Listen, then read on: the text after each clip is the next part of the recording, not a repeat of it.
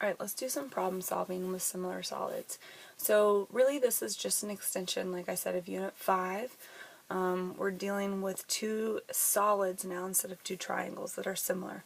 So everything's going to be proportional, and that's why when I see the word similar, I know that I'm probably using a proportion, but at the very least I'm going to be setting up a ratio. Okay, so here's what I mean by that. Number one is giving me two spheres. It says use the information given to find the scale factor of the one on the left to the one on the right. So that means I put this one on top and this one on bottom. Alright, so I'm going to put the information they gave me, since I'm dealing with similar, I'm going to go ahead and set those up in a fraction. Let me do this here. Okay.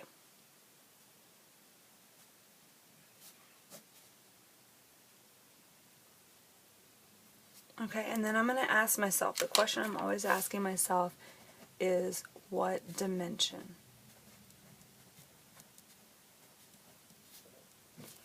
Alright, so what dimension do I have? Well, these are the two volumes. So that's 3 dimension. So then my next question is, what dimension do I need? Well, they want me to find the scale factor.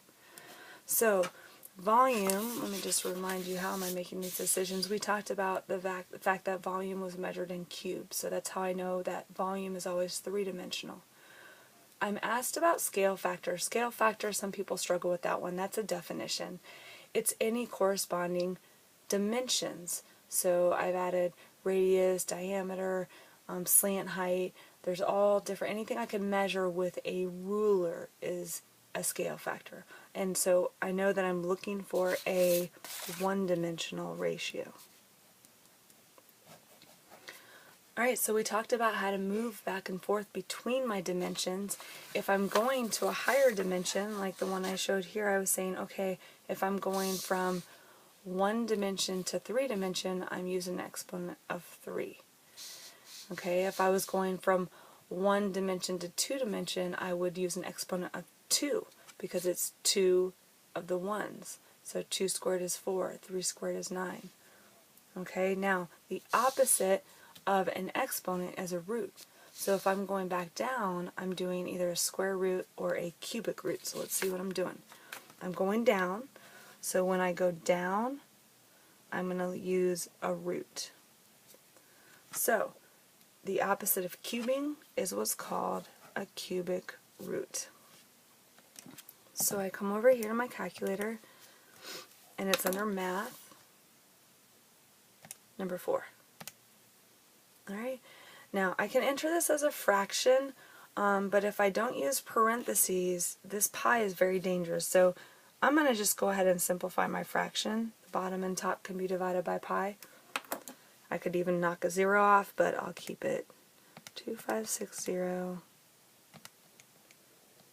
Okay, I know I want my answer as a fraction, so I'm going to hit math fraction 4 to 5. So what have they asked me for? They asked me for the scale factor. That's my one-dimensional ratio, so I am done. That's my answer, 4 to 5. Sometimes we write it like this. Your multiple choice answers might have it written like this. Okay, it's 4 to 5. Alright, let's do, this one's a little more complicated. So let's do number 3.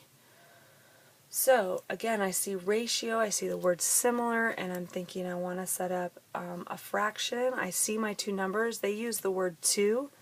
That's another way to say this, 4 to 9. Okay, either way, I want it in a fraction. That's going to be more meaningful to me. Now, what dimension? Okay, always my question is what dimension? So this is the ratio of the areas. So how do I decide what dimension? Area is measured in squares. So this is 2 dimension.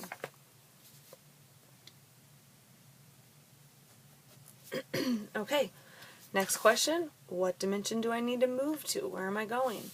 So what do they want? The ratio of their, volume. So volumes are measured with cubes. So I'm moving from 2 to 3. Okay, so here's the problem with that. I can't go directly to 3, okay, because the problem is When you're looking at 3 dimensions, it's 3 what? It's 3 of the 1 dimension. It's a length, a length, and a length. So I can only get from 3 if I go back down to 1. So that's what I need to do. So I'm going to go from 2 back down to 1, and when I'm finished with that, that's when I'll go to 3. So if I'm moving down, again, I'm doing the opposite of the exponent. I'm doing a root. So 2 to 1, I'm going to go down with a square root. The opposite of squaring is square root. So square root, 4 divided by 9, get out of there, 2 to 3.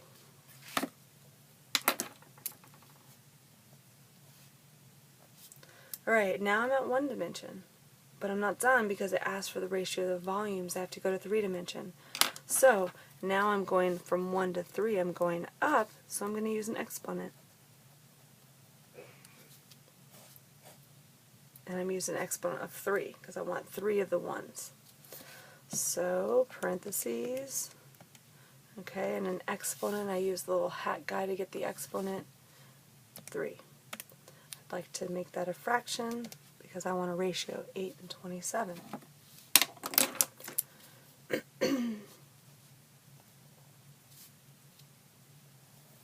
And that's my answer because that's all they wanted was a ratio. Now let me do one more for you. Sometimes they might ask you to go ahead and take this a little further. So I'm approaching it the same way. Let's try number 5 here. I've got similar, so I know that I'm going to use a ratio. I see my ratio right here, and I'm going to put that in a fraction. And I'm going to ask myself the same question I always do. What dimension is this ratio? What dimension is my ratio? So this is the heights. The heights have a ratio of 3 to 5. So how do I measure a height? A height is measured with a ruler. It's one-dimensional. So I have a one-dimensional ratio. Now where am I going? What dimension? Again, where am I going? I need to move to, oh, I see something about area. Area. Okay, so area is always, no matter what kind of area, measured in squares. That's 2 lengths, so that's technically a length and width, but that's 2 dimensions. Okay, again, to be clear, how do I know? This because it said heights. This because I'm dealing with areas. Okay, so how do I go from 1 to 2? I'm going up, so I'm going to use an exponent. So 1, 2, 2. So my exponent is 2.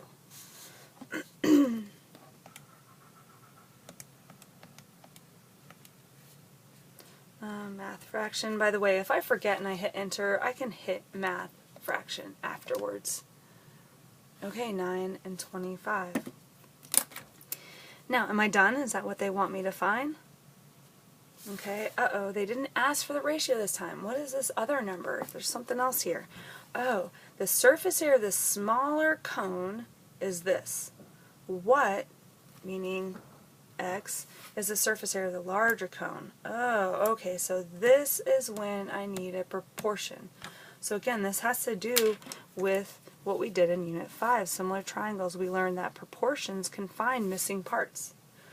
So what I want to make sure that you understand is that before you get to the proportion, because some students from the beginning realize, oh, I'm going to use a proportion here. But the mistake they make is they use this 3 to 5 over here. Because this proportion was for my surface areas, I'm going to put a dot there, but it's areas. Okay, I know that I needed to be in 2 dimensions, so that's why I had to get this ratio first. But now I'm ready to do my proportion. So my proportion is going to be, I'm going to use my 2-dimensional ratio of 9 and 25.